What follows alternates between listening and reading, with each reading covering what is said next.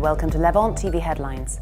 Syrian President Bashar al-Assad said Damascus was being informed about US-led airstrikes against jihadists in Syria and that they could help his government if they were more serious.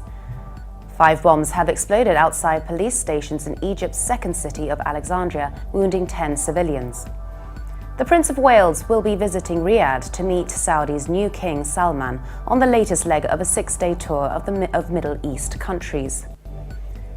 Human Rights Watch urged the Louvre and Guggenheim museums to pressure the United Arab Emirates to end worker abuse on a project that will host branches of the institutions. And Iranian President Hassan Rouhani said that world powers must seize the opportunity of a landmark nuclear deal, saying Tehran had taken the necessary steps for an accord. Now let's take a look at the top headlines in today's newspapers in the Middle East. Starting with the Egypt Independent, which leads reporting that unidentified assailants shot dead a North Sinai resident they had earlier kidnapped under the pretext that he was cooperating with security apparatuses. The paper also reports that Alexandria football fans have called on officials of the Egyptian Football Association to cancel this season's matches to mourn the 22 victims who were killed in clashes with security during the Zamalek ENPPI match on Sunday. From the UAE, the Khalij Times leads, reporting that General Sheikh Mohammed bin Zayed Al Nahyan says the UAE's focus on developing its human resources, with particular stress on education, health, innovation, and the creation of economic opportunity, will ensure that the nation has a sustainable plan and future for its citizens, even if its natural wealth depletes in future. The paper also reports that Bahrain has announced the closure of a new pan-Arab news channel owned by Saudi billionaire Prince Al-Walid bin Talal for not having received the necessary permits.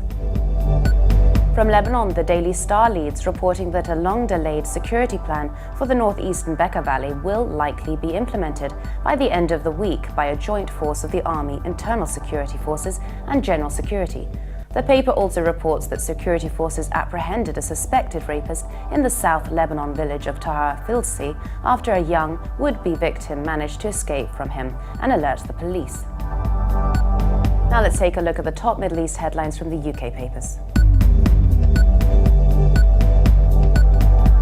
The Telegraph leads Middle East News, reporting that hacktivist group Anonymous has delivered a blow to Islamic State by disabling dozens of Twitter accounts it believes are used to recruit fighters.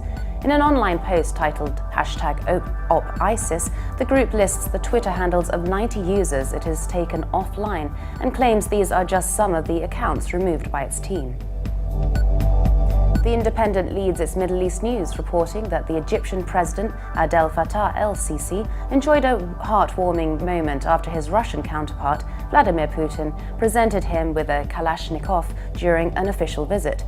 The Russian president, accompanied by several high-ranking officials, is in Egypt on a largely symbolic trip as the leaders attempt to show neither country is entirely beholden to the West. The Guardian reports that Syrian President Bashar al-Assad says the Syrian government is being continually informed via Iraq and other countries about US-led airstrikes against Islamic militants in Syria. In an interview with the BBC, the Syrian president said his government would not enter an alliance with the US against Islamic State, even though his air force also continues to strike ISIS positions.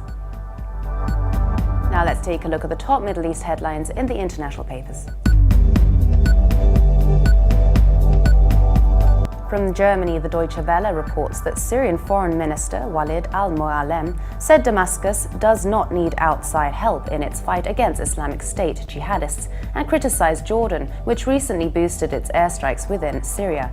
Al-Mualem told reporters that Syrian authorities would not accept Jordanian or any other foreign forces crossing the border to engage with Islamic State fighters. And finally, the International New York Times reports that feuding political parties resumed United Nations mediated talks with the Houthi militants controlling Yemen's capital, but 2 parties withdrew within hours, complaining of threats from the Houthis. And for more updates, please visit levant.tv. Thanks for watching. Be sure to join us again tomorrow. Bye for now.